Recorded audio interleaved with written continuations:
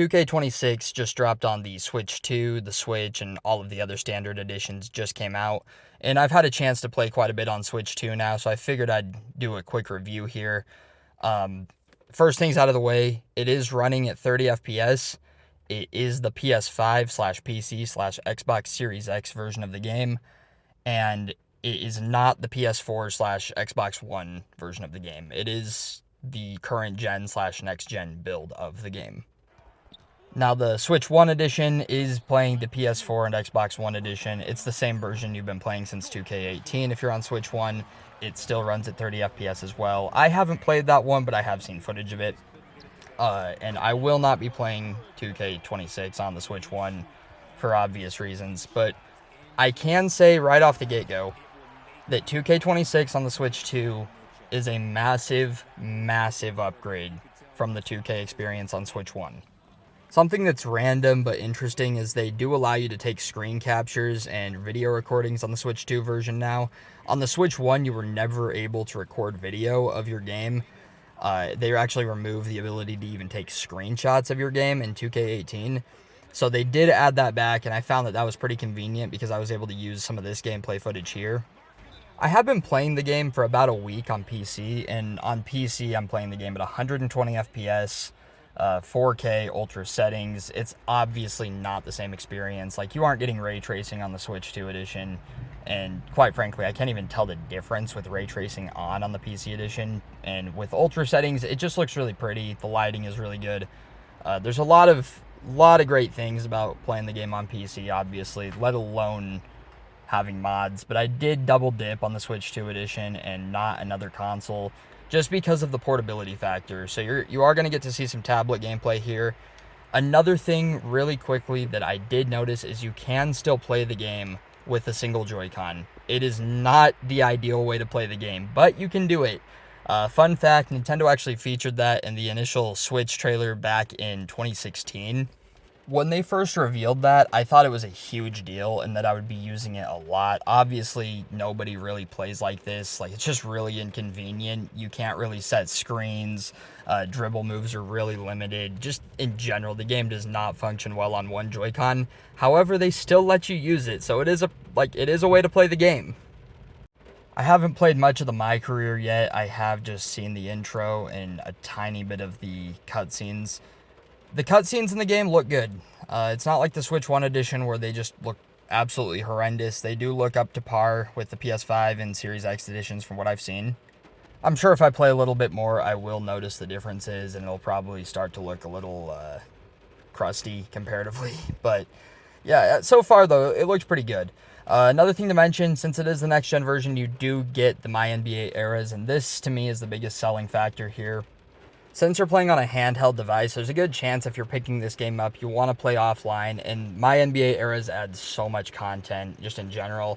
I have been playing the Eras on PC. I barely played it on Switch 2, but you can see here I actually do a test of the sim speed, which they just added in 2K26. And on PC, this makes a huge difference. Like, if you turn it from smartest to fastest, it's a massive jump. Like, you can sim really fast if you want, but you might risk some of the artificial intelligence of the simulation going down. And if you go to smartest, it's going to be the slowest, but you're going to get the most accurate results and best results. I tested it here, though, and it kind of just doesn't make a difference on Switch 2. Like, smartest is a little bit slower, but realistically, yeah, just use smartest. It's only a little slower than fastest, and you're going to get better results. I'm not really sure how that compares to the PS5 and Series X version, though, because I know that last year the PC version just loaded way faster than the PS5 version during simulation, so that might just be like me comparing the game to PC unfairly. Something that needs to be mentioned as well that I feel like has kind of been cleaned up on initial impressions is input lag, and I'm sure if anybody is watching this video and has played the Switch 1 edition of 2K from 2K18 to 2K25, they will know what I'm talking about. 2K has had a huge issue with input lag on the Switch 1, and they did kind of clean it up here on Switch 2. The game is playable. I felt like I could time shots. I will say, though, trying to use the rhythm shooting where you flick the stick down then up, trying to do that on a Joy-Con is very difficult. I played this game on Joy-Cons and on Pro Controller. I highly recommend using a Pro Controller for this game. Pro Controller is just a much better experience, and the only reason I will be using Joy-Cons is so that I can maybe walk in place while I play a game online or something. And I also haven't been able to find any online games because nobody has this game yet. So, just fun little bit. But yeah, if I do play online and it's really terrible, maybe I'll make a second video on it, or if it's really good, maybe I will. But yeah, I haven't played any My Team yet. My career is looking to be as expected. I'm sure that the neighborhood or whatever they have, the city, the parks will be empty, at least for the time being. Maybe they'll fill up later. I remember 2K18 on the Switch had a pretty packed neighborhood at the time. And I'll definitely try to see what resolution this game is being played at. I'm pretty confident it's just 720p locked, which is crazy. I know that sounds nuts, but I'm pretty sure that's also what the Steam Deck edition runs at. Or, not Steam Deck edition, but like if you're playing at Steam Deck settings, if you're playing this game on a Legion Go, you're going to want to play it at like 720p as well. So it makes sense why they have it at such a low resolution. In return, you do get some pretty good textures. Another thing I noticed is I think the jerseys are still just kind of glued to the players' bodies. That's been a thing where, like, ever since 2K13 on the Wii U, actually, jerseys don't move on the Nintendo versions of 2K games. It's such a weird thing that they do. They just cut off all jersey motion. And I think if you drop the PC settings of the game to low, it does that. So I'm guessing the game is being played at low to medium settings. The lighting looks pretty good here on the Switch too. But again, like if you're playing in docked mode or even sometimes in handheld, the game kind of looks a little blurry just because of that resolution. So not the prettiest version of the game. But again, it is a $70 game on Switch 2. The Switch 1 edition is $60, which is even more outrageous because that is pretty much just 2K18 updated again, whereas this is closer to 2K21, like that generation of games. Yeah, I would just say avoid the Switch 1 edition at all costs, especially if you're a Switch 2 owner. If you want 2K on the Switch 2, make sure you're playing the Switch 2 version of the game. Just to kind of recap, it is 30 FPS. It's the PS5 gen version. It's about 720p. Not as much input lag as the Switch 1 edition. Has screen recording features, minor stuff like that, but it does have MyNBA Eras.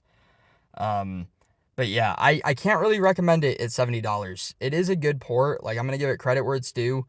I'm a little shocked they kind of hid this in the background and didn't really promote it at all because I feel like it's surprisingly good considering they didn't say almost anything about it. Like, I was getting really worried that this was going to be some really bad port, that the game was going to run horrible, that it was going to be missing features, and so far it seems like everything is here.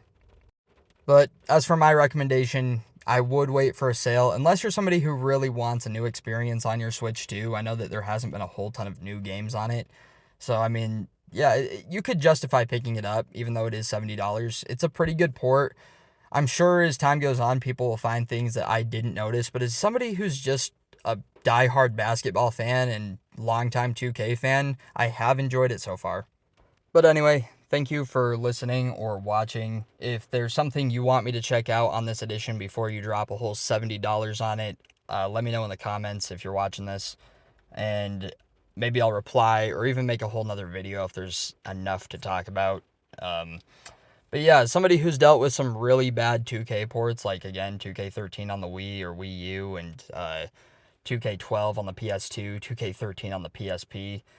This isn't comparable to those. It's pretty well aligned with the other consoles. Like, yeah, if you're playing on PS5 or Series X, it's going to be a little cleaner, maybe even a lot cleaner. But for what it is, it's an okay port. But yeah, thank you for watching. Thank you for listening. I will see you guys in the next one.